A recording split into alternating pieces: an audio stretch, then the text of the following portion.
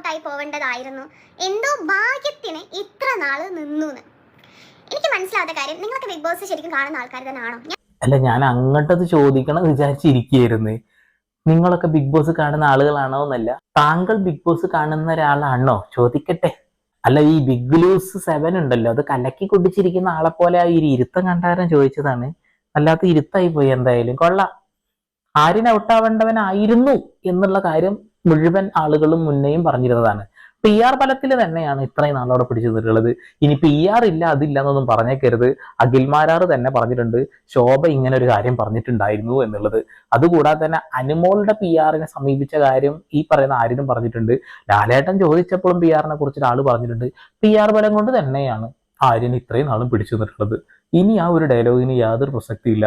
എന്തായാലും ചാച്ചി പറയണ കൂടി ഒന്ന് കേൾക്കാൻ കേട്ടോ. തന്റെ സീസണിൽ കപ്പടിച്ചു പോയ ചേച്ചിയാണ് പറയുന്നത്. പറ.